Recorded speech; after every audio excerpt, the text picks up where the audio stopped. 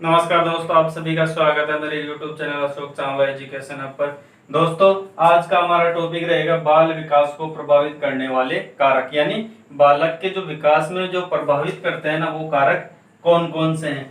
कल जो हमने वीडियो बनाया था, इसके जो पिछले वीडियो में हमने देखा था, जो बालक का विकास होता है ना, उसके दो कारक बताए थे हमने। एक तो आंतरिक कारक और एक बाह्य कारक। उसमें हमने कल के वीडियो में देखा था कि आंतरिक कारक कौन कौन से होते हैं जो बालक के विकास में, यानी जो चाइल्ड डेवलपमेंट है, उसमें बाधा या रुकावट या प्रभावित करते हैं, यानी उसको सहायता करते हैं उसकी रोकने में या फिर उसको विकास करने में।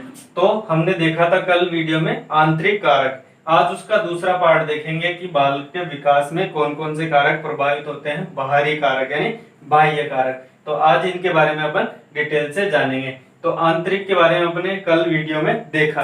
अगर आपने वो वीडियो नहीं देखा हो तो कल का मेरा वीडियो विजिट करें, उसमें आंतरिक कारकों के जितने भी कारक बताए गए आंतरिक में, उनके सभी के डिटेल से देखें। आज हमने देखे हैं बाह्य कारक, यानी बाह्य कारक कौन कौन से होते हैं। इसमें देखते हैं पहले गर्भावस्था के दौरान माता पिता का स्वस्थ, यानी गर्भावस्था के दौरान माता पिता का स्वस्थ होना अत्यावश्यक है। वो इसलिए है क्योंकि जो बालक उत्पन्न होता है ना बाद में, अगर जैसे आपने देखा होगा कि गर्भावस्था में जो औरत होती है उसको हमेशा बोला जाता है कि हमेशा खाने पीने पे ध्यान दिया करो और हमेशा माइंड से स्ट्रेस को दूर रखा करो, यानी अपने भावनाओं को एकदम शुद्ध रखो, यानी कोई भी ऐसे विचार मन में मत रखो जिससे तुम्हें क्रोध आए या और भी कुछ।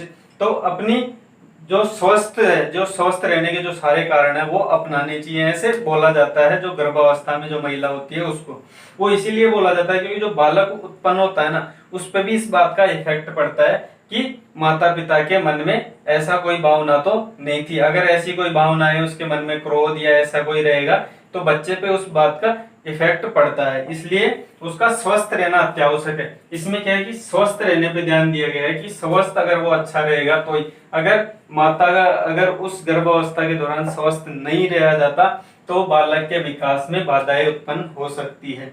ठीक है, ये हुआ कारक, बाह्य कारक पढ़ रहे हैं अपन। उसके बाद देखेंगे जीवन की घटनाएं।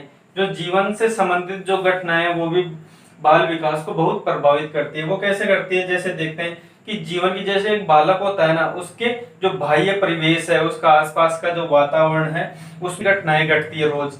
ठीक है, उन घटनाओं में जैसे ऐसी रोज घटनाएं घटती है, उसमें ऐसी घटनाएं भी वो देखता है, जैसे परिवार में झगड़ा वगैरह, है ना। तो ऐसे झगड़े वगैरह भी घटनाएं होती रहती है ना, उसकी वजह से बालक का माइंड उसी प्रकार ढल जाता है जिस प्रकार के वो झगड़े देखता है या अपने आसपास के जो वातावरण को देखता है उसके अनुकूलित वो हो जाता है। तो बालक का अगर गलत इफेक्ट पड़ता है किसी बातों का, तो बालक का विकास दुष्प्रभावित होता है, यानी उसमें रुकावटें आती हैं। ठीक है, ये जीवन की जो घटनाएं हैं वो भी बालक को विकास में प्रभावित करती है। उसके बाद देखते हैं भौतिक वातावरण। ठीक है, इसका बहुत बड़ा हाथ होता है विकास के रुकावट में, क्योंकि भौतिक वातावरण ऐसा प्रवेश होता है जिसके अंतर्गत बालक हमेशा उसमें एक्टिव रहता है, यानी हमेशा सक्रिय रहता है। इसमें भौतिक वातावरण यानी अपना आसपास का जो वातावरण है उसमें हमेशा सक्रिय बना रहता है, इसलिए उसका अच्छा होना अत्यावश्यक है। अगर जो भौतिक वातावरण है वो अच्छा नहीं होगा तो बालक का विकास अच्छे से नहीं हो पाएगा।